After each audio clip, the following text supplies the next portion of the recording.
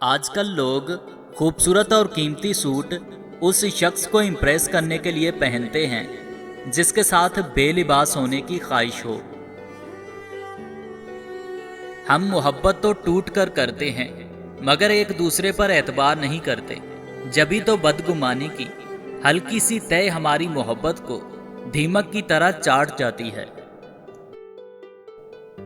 मैंने जिंदगी के बारे में जो कुछ भी सीखा है इसका खुलासा बस इन 4 लफ्जों में किया जा सकता है, ये चलती रहती है।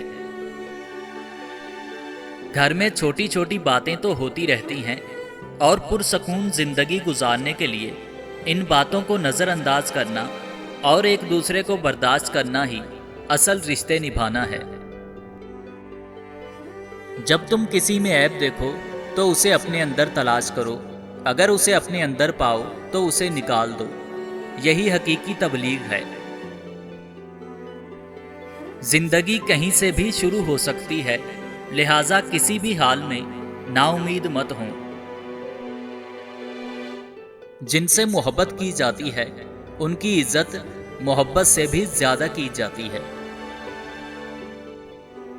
नींद और महबूबा में कोई फर्क नहीं। रूठ जाए तो मनाना मुश्किल और राजी हो तो खुद से अलग हटाना मुश्किल। मर्द कोई भी हो वो औरत की 3 चीज़ों का शिदाई होता है। नंबर 1 सूरत, नंबर 2 सीरत, नंबर 3 इखलाक।